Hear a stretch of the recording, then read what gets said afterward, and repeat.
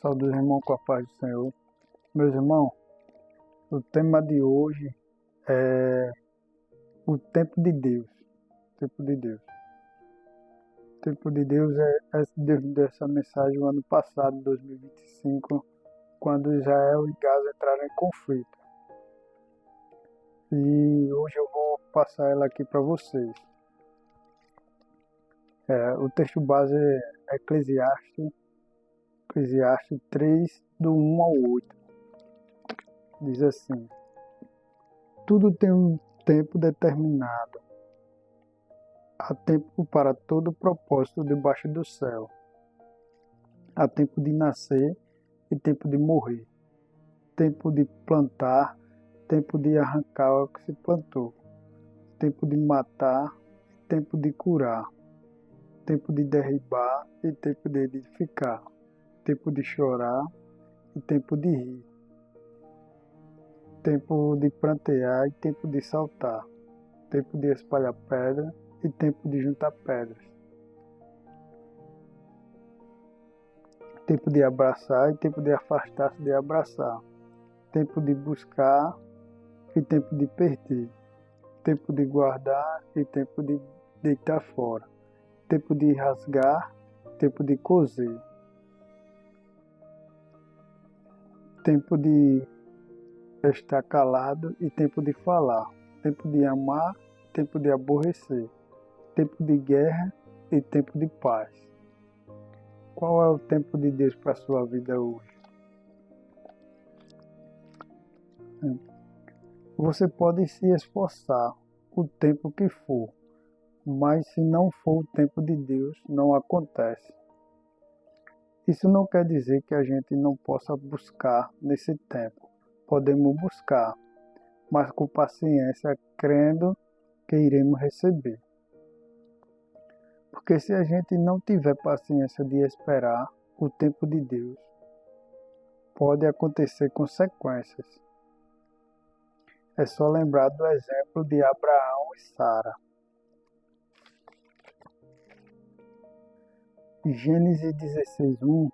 Ora, Sarai, mulher de Abraão, não lhe dera nenhum filho. Como tinha uma serva egípcia chamada Agar, 2. Disse Abraão, já que o Senhor me pediu de ter filhos, por sua minha serva, talvez eu possa formar família por meio dela. Abraão entendeu a proposta de Sarai.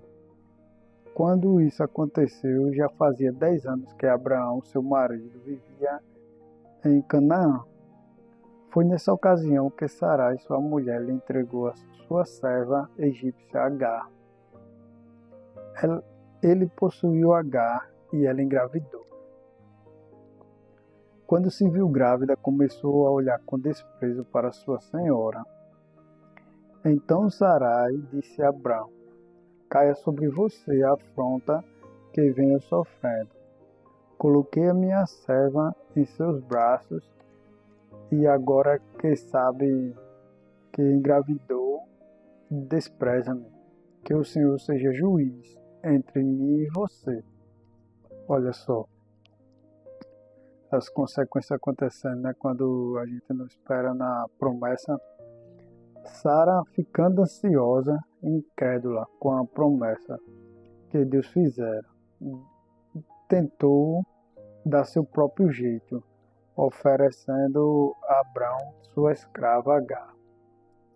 Mas depois que Agar engravidou, começou a rejeitar e humilhar Sara, a ponto de Sara maltratar Agar e Agar fugir com seu filho Ismael. Mas as consequências não ficou por aí. A descendência de Ismael virou inimigo da descendência de Isaac, filho da promessa. Salmo 83, 6 fala sobre esse conflito, que dura até hoje, entre Israel, povo de Isaac, e árabes Palestina, povo de Ismael. Consequência, né, que de não esperar o tempo de Deus foi essa guerra que até hoje continua, né? E a consequência da precipitação de não esperar o tempo de Deus. Já temos um exemplo de um homem que esperou, né, que é Davi. Já Davi é um exemplo de que podemos esperar no tempo de Deus sem nos precipitar. 1 Samuel 16:1. O Senhor disse a Samuel: até quando você irá se entristecer por causa de Saul? Eu o rejeitei como rei de Israel. Encha um chifre com óleo e vai a Belém, e eu enviarei a Jessé. Escolhi um de seus filhos para fazê-lo rei. Davi ainda era jovem quando o Senhor o escolheu para ser rei de Israel, mas Davi não reinou imediatamente. Ele teve que esperar no tempo de Deus e passou por um grande processo de espera. Durante esse processo, ele teve a chance de matar Saul 2 vezes.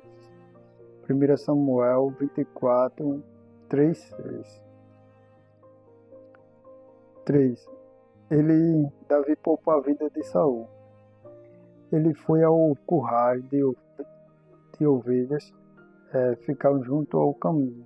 Havia ali uma caverna e Saul entrou nela para fazer suas necessidades. Davi e seus soldados estavam bem no fundo da caverna. Eles disseram: este é o dia sobre o qual o Senhor falou a você. Entregarei nas suas mãos o seu inimigo. Porque você faça com ele o que quiser. Então Davi foi com muito cuidado e cortou uma ponta do manto de Saul, sem que este percebesse. Mas Davi sentiu bater-lhe o pesar no coração, de remorso, por ter cortado uma ponta do manto de Saul. Então disse seus soldados: que o Senhor me livre de fazer tal coisa. O meu Senhor de erguer a mão contra ele, pois é ungido do Senhor. Glória a Deus. Aleluia. Davi poupa a vida de Saul pela segunda vez. 1 Samuel 26, capítulo 26, do 8 ao 11. 8. Abissai disse a Davi: hoje Deus entregou o seu inimigo nas suas mãos. Agora deixe que eu crave a lança nele, até o chão. Com um só golpe não precisa de outro. Davi, contudo, disse a Abissai: não mate. Quem pode levantar a mão contra o ungido do Senhor e permanecer inocente? Juro pelo nome do Senhor, disse ele, o Senhor mesmo matará, ou chegará a sua hora, e ele morrerá, ou ele irá para a batalha e perecerá. Davi ele tinha convicção de que ele não precisava matar Saul, não se precipitar. Ele tinha convicção que Deus ia fazer algo, ia deixar ele fazer algo que ele morresse antes da hora, né?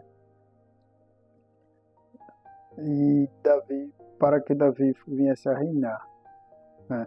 Davi tinha convicção em seu coração que seria rei e não precisaria se precipitar matando Saul, pois como Saul foi rejeitado, desobedecendo a Deus, poderia acontecer com ele também, se ele matasse o ungido de Deus. O processo foi dolorido e lento, mas o Espírito Santo mantinha seu coração convicto que ele alcançaria a promessa que o Senhor fizera. Depois da morte de Saul, Davi é ungido rei. da tribo de Judá. 2 Samuel 2:4. Mas não de todo Israel. Isbosete já tinha proclamado o rei. 2 Samuel 2:8. Do 9 ao 11. Das tribos de Gileade, Assuri, Jerel, Efraim, Benjamim e sobre todo Israel. Olha só. Quando Davi ele foi proclamado rei, mas ele não foi totalmente de todo o reinado. Ele foi de uma parte e Isbosete reinou em outra parte maior. Até tentaram frustrar os planos de Deus na vida de Davi. Mas o próprio soldado de Isbosete mataram quando dormia. 2 Samuel 4, 5 ao 7. E só então chegou o tempo de Deus na vida de Davi. E ele reinou sobre todo Israel. 2 Samuel 5, 3 ao 5. Então todas as autoridades de Israel foram ao encontro do rei Davi em Hebrom. E o rei fez o acordo com eles em Hebrom, perante o Senhor. E eles ungiram Davi, rei de Israel. Davi tinha 30 anos de idade quando começou a reinar, e reinou durante 40 anos. 5. Em Hebrom reinou sobre Judá 7 anos e meio, e em Jerusalém reinou sobre todo Israel e Judá 33 anos. Ele reinou em Judá 33 anos. O tempo de Deus cumpre na vida de Davi, devido à paciência, perseverança, né, e a obediência que Davi teve a Deus.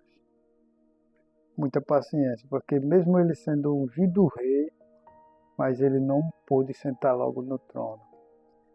E teve um grande processo e várias oportunidades para matar o seu inimigo, mas ele não quis, ele esperou exatamente o tempo de Deus. E a gente tem que esperar com paciência, né, no Senhor. Salmo 23 ele fala isso. Esperei com paciência no Senhor e Ele me colocou num lugar largo e espaçoso. É o exemplo de Sara, que se precipitou, que é o que a gente não devemos tomar, e o exemplo de Davi, né, que soube esperar. E que Deus nos ajude a ser como Davi, esperar no seu tempo. Eu quero agradecer a oportunidade, a rica oportunidade, em nome do Senhor Jesus. E a paz com todos. Amém.